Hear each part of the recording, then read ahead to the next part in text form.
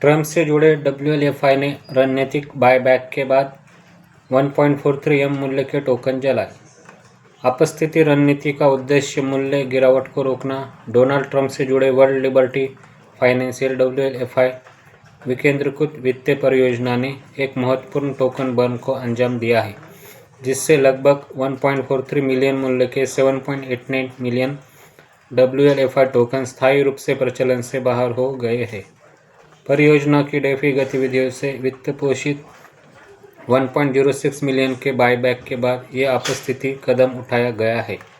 On-chain data से पता चलता है कि परियोजना ने WLFI में लगभग 1.01 मिलियन और FISO लिक्विडिटी आई में 1.06 मिलियन एकत्र किए। इसके बाद उसने खुले बाजार से 6.04 मिलियन WLFI को वापस खरीदने के लिए 1.06 मिलियन खर्च किए। परिणाम स्वरूप 7.89 मिलियन WLFI का बर्न BNB स्मार्ट चेन और इथेरियम नेटवर्क पर किया गया।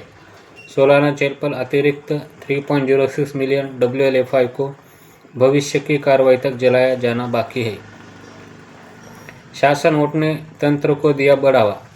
टोकन नष्ट करने की इस रणनीति को इस महीने की शुरुआत में समुदाय द्वारा भारी बहुमत से अनुमोदित किया गया था, जिसमें 99% WLFI धारकों ने शासन प्रस्ताव के पक्ष में मतदान किया था। अनुमोदित योजना के तहत WLFI प्रबंधित लिक्विडिटी पूलों से उत्पन्न होने वाले फीस का उपयोग टोकन वापस खरीदने के लिए किया जाएगा, जिन्हें बाद में जला दिया जाएगा, यानी स्थायी रूप से हटा दिया जाएगा। इस तंत्र का उद्देश्य कुल टोकन आपूर्ति को कम करना और बिक्री के दबाव को कम करना है, क्योंकि पिछले महीने WLFI की कीमत में 33% की गिरावट आई थी। इस कार्रवाई से अल्पकालिक उछाल मिला है।